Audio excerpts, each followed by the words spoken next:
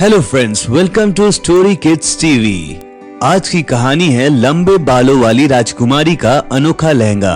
कहानी शुरू करने से पहले चैनल को सब्सक्राइब जरूर कर लीजिएगा।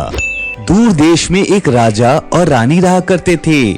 राजा और रानी की एक बेटी थी जिसका नाम प्रेरणा था। राजकुमारी प्रेरणा बहुत सुंदर थी। उनके लंबे सुनहरे बाल थे। उनकी सुंदरता और बालों के चर्चे हर जगह फैले हुए थे। राजा रानी अपनी बेटी से बहुत प्यार करते थे और कुछ ही दिनों में राजकुमारी 20 साल की होने वाली थी। लेकिन तभी राजा जी की तबीयत अचानक खराब हो गई। बड़े बड़े डॉक्टर्स देखने आए लेकिन कोई उनका इलाज नहीं कर पाया और राजकुमारी प्रेरणा के जन्मदिन के एक दिन पहले ही राजा जी ने हमेशा के लिए अपनी आंखें बंद कर दी। ये देखकर रानी और राजकुमारी प्रेरणा बहुत दुखी हुई। राजकुमारी को अपना जन्मदिन भी बुरा लगने लगा। कुछ दिन बाद मंत्री जी आकर रानी से कहे, रानी जी, मैं जानता हूँ कि अभी अभी राजा जी के जाने से आप दुखी हैं और इस वक्त ये बात करना ठीक नहीं होगा, पर राज्य की व्यवस्था का सवाल है। राजा जी नहीं है तो किसी को तो राजगद्दी पर बैठकर राजपाट संभालना होगा। रानी इस बारे में बहुत सोचती है और आखिरकार राजकुमारी प्रेरणा को राजगद्दी सौंपती है। लेकिन इस बात से राज्य की प्रजा विरोध करने लगती है। हमें रानी नहीं, राजा चाहिए। राजकुमारी राज्य नहीं संभाल पाएंगी। हमें राजगद्दी पर कोई महिला नहीं चाहिए। प्रजा का ऐसा विरोध देखकर रानी और राजकुमारी प्रेरणा दुखी हो गयी। माँ, ऐसा कहाँ लिखा है कि राजकुमारियाँ राजगद्दी नहीं संभाल सकती? ये तो गलत जिद है। मैं जानती हूँ बेटा, लेकिन प्रजा ही हमारे लिए सब कुछ है, इसलिए प्रजा का निर्णय हमारे लिए बहुत महत्व रखता है। लेकिन माँ, अभी सवाल ये है कि राजगद्दी पर बैठेगा कौन? मेरा तो कोई भाई भी नहीं है। रानी कुछ देर सोचती है और फिर कहती है, एक तरीका है जिससे इसका हल निकल सकता है। वो क्या माँ? तुम्हारी शादी तुम्हारे पिताजी के दोस्त के बेटे राजकुमार अमन से करवा दूंगी, जिससे कि वो हमारा भी राज्य संभाल सकते हैं। लेकिन माँ, मुझे शादी नहीं करनी। बेटा, यही एक तरीका है, मान जा मेरी बात। ठीक है, लेकिन शादी करने के लिए मेरी भी एक शर्त है। तेरी हर शर्त मुझे मंजूर है और तेरी हर शर्त पूरी भी की जाएगी। तू बस शादी के लिए हाँ कर दे। माँ, मुझे एक ऐसा लहंगा चाहिए जो ना कि कपड़े से बना हो, न ही किसी पेड़ या पशु पक्षी को हानि पहुंचाकर बना हो। रानी राजकुमारी प्रेरणा की शर्त मान लेती है और यहाँ राजकुमारी प्रेरणा खुश हो जाती है कि ऐसा लहंगा कभी बन ही नहीं पाएगा और उन्हें शादी से छुटकारा मिल जाएगा। लेकिन कुछ ही महीने में रानी ने राजकुमारी के लिए जैसा उन्होंने कहा था वैसा ही लहंगा बनवा दिया। लेकिन प्रेरणा अभी भी शादी के लिए मना कर रही थी। देख प्रेरणा, तूने मुझसे कहा था कि अगर तेरी शर्त मैंने पूरी कर दी तो तू अमन से शादी कर लेगी। लेकिन माँ, मैं उसे ठीक से जानती नहीं हूँ, तो ऐसे में कैसे उससे शादी कर लूँ? वो सिर्फ इसलिए ताकि वो हमारा राज्य संभाल सके। प्रेरणा के बहुत कहने पर भी रानी ने उसकी एक ना सुनी और रानी प्रेरणा वो अनोखा लहंगा पहनकर और गरीब सा भेष बनाकर महल से भाग निकली। मैं जानती हूँ माँ, आपको दुख होगा, लेकिन एक दिन आप मुझे जरूर समझेंगे।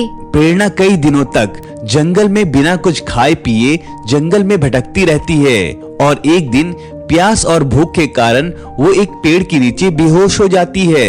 कुछ देर बाद पास के राज्य की महारानी रानी माया घुड़सवारी करते करते निकल रही होती है और उनकी नजर प्रेरणा पर पड़ती है। वो प्रेरणा पर पानी छिड़कती हैं और उसे कुछ खाने को देती हैं। तुम कौन हो? कहाँ से आई हो? राजकुमारी प्रेरणा जानती थी कि उनके बाल और सुंदरता के किस्से हर जगह मशहूर थे, इसलिए रानी माया उन्हें पहचान न ले, इसलिए प्रेरणा ने अपने बाल बांध लिए थे। जी, मैं एक गरीब घर की लड़की हूँ। काम की तलाश में इधर उधर भटक रही हूँ और आज जाकर यहाँ इस जंगल में बेहोश हो गई। बहुत दिनों से कुछ खाया पिया नहीं है। रानी माया ने मन में सोचा, इसके कपड़े और दिखावे से तो ये गरीब ही लग रही है और इसे काम की भी जरूरत है, तो मैं इसकी मदद कर देती हूँ। एक काम करो, तुम मेरे साथ मेरे महल चलो। मैं इस राज्य की रानी माया हूँ। तुम्हें मेरे महल में काम मिल जाएगा।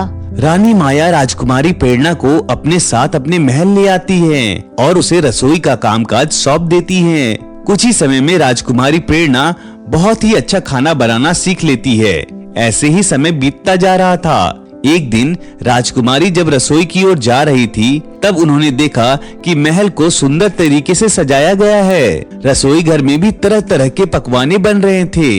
राजकुमारी प्रेरणा रसोई घर में जाकर हेड शेफ से पूछती है, मैम, आज महल में कोई समारोह है क्या? मुझे पहले आपने क्यों नहीं बताया? मैं रसोई घर में जल्दी आ जाती आपकी मदद करने। हाँ, आज समारोह है, ऐसा ही कुछ समझ लो और जल्दी से अपना काम शुरू कर दो। हमारे पास समय कम है। आज राजा जी का जन्मदिन है क्या? नहीं। तो रानी माया का जन्मदिन है? नहीं भाई, तो उनकी शादी की सालगिरह होगी। हेड शेफ प्रेरणा के इतने सवालों से गुस्सा हो जाती है। ना किसी का जन्मदिन है, ना ही किसी की शादी की सालगिरह है। अब तुम ये फालतू की बात छोड़ो और काम पर ध्यान दो। बेचारी राजकुमारी प्रेरणा चुप हो गई। उन्हें अपने महल और राज्य की याद आने लगी कि वो वहाँ कैसे हंसी खुशी रहती थी। उनके पिताजी आज होते तो प्रेरणा को ऐसे नौकर बनकर नहीं रहना पड़ता। कुछ ही समय में समारोह शुरू हो जाता है और राजकुमारी प्रेरणा को समारोह देखने का बहुत मन होता है। वो हेड शेफ से कहती है, मैम, मैंने अपना सारा काम कर दिया है। क्या मैं समारोह देखने जा सकती हूँ? मैं कुछ ही समय में वापस आ जाऊंगी। ठीक है, जाओ, लेकिन जल्दी आ जाना। दरअसल ये समारोह राजा और रानी माया के बेटे राजकुमार सावन के लिए रखा गया था। राजकुमार सावन कई सालों बाद विदेश से पढ़कर वापस लौट रहे थे। सब लोग राजकुमार सावन को एक बार देखने के लिए भीड़ लगा रहे थे। प्रेरणा भी यही सोच रही थी कि ये सब लोग इतनी भीड़ क्यों कर रहे हैं। उसने बहुत देखने की कोशिश की, लेकिन राजकुमार सावन को देख नहीं पाई। इसलिए राजकुमारी प्रेरणा वहाँ से चली गई। रात को जब समारोह खत्म हो गया, तब राजकुमारी प्रेरणा रसोई घर को साफ कर रही थी और तभी वहाँ हेड शेफ आकर कहती है, सुनो, जल्दी से गर्मा गर्म सूप बना दो। अभी इतनी रात को? मैंने तो सारा रसोई घर भी साफ कर दिया है। मैंने जो कहा उतना करो। राजकुमार को सूप पीना है। सूप बनाओ और जाकर उन्हें कमरे में देकर आओ। प्रेरणा राजकुमार के लिए सूप बनाती है और उन्हें कमरे में देने जाती है। वो राजकुमार से थोड़े रूखे तरीके से कहती है, हम आपके यहाँ काम करते हैं, इसका मतलब ये नहीं कि आप आधी रात को भी हमसे सूप बनवाएंगे। हम भी इंसान हैं। राजकुमार सावन ने कुछ नहीं कहा और चुपचाप सूप पीकर बर्तन प्रेरणा को वापस कर दिया। दूसरी सुबह राजकुमार सावन ने महल में काम करने वाले सारे नौकर और राजा रानी को बुलवाया। प्रेरणा डरने लगी। कहीं मैंने राजकुमार को जो कल रात कहा था, उसकी वजह से ये मुझे सबके सामने डांट कर निकालने तो नहीं वाले। कल देर रात हमारा सूप पीने का मन हुआ, इसलिए हमने सूप बनवाया। लेकिन किसी ने कि जो हमारे लिए पूरे दिन काम करते हैं वो भी एक इंसान हैं और हमें उनकी भी परिस्थितियों का ध्यान रखना चाहिए। इसलिए हम ये घोषणा करना चाहते हैं कि आज से महल में कभी भी कहीं भी नौकरों की मदद नहीं लेंगे और उन्हें काम के वक्त ही काम बताएंगे। कौन था वो? नाम बताओ मुझे। ऐसे लोगों को मैं अभी महल से निकाल दूंगी। नौकर होकर इतनी लंबी जुबान। लेकिन राजकुमार सावन रानी को नाम नहीं बताते हैं। शाम को राजकुमारी प्रेरणा राजकुमार के कमरे में फिर से सूप देने जाती है। धन्यवाद, आपने हमारा नाम नहीं लिया और हमारी बात से आपको बुरा लगा हो तो माफ कर दीजिएगा। तुम जो दिखती हो वो हो नहीं। जी मतलब कि आम नागरिक में इतनी हिम्मत तो नहीं है कि वो राजकुमार से इस तरह बात करे। यह सुनकर प्रेरणा घबरा गई कि कहीं उसकी सच्चाई राजकुमार को पता तो नहीं चल गई, इसलिए वो कमरे से भाग गई। राजकुमार सावन को प्रेरणा का यह बहादुरी वाला स्वभाव बहुत पसंद आया। उन्हें प्रेरणा भी पसंद आई और उन्होंने उससे शादी करने का फैसला किया। राजकुमार सावन ने प्रेरणा और राजा रानी को दरबार में बुलाया।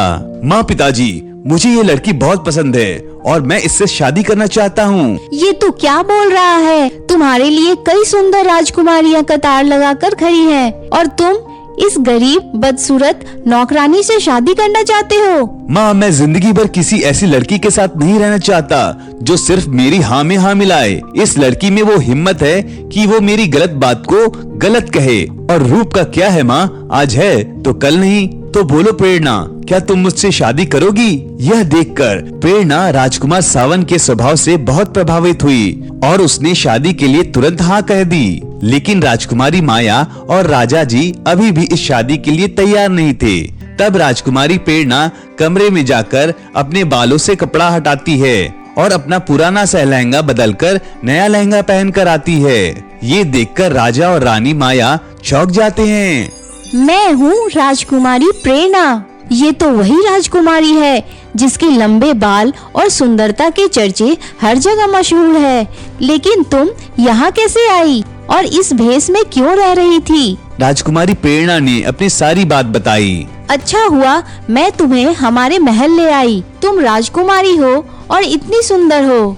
मैं तैयार हूँ अब तुम्हारी और सावन की शादी के लिए। लेकिन फिर राजकुमार सावन कहते हैं, माँ, जब ये सुंदर नहीं थी, गरीब थी, तब आपने मना कर दिया। और अब जब आपको पता चला है कि ये राजकुमारी है तो आपने तुरंत हाँ कह दी। ये ठीक नहीं है माँ, हमें यहाँ नहीं रहना।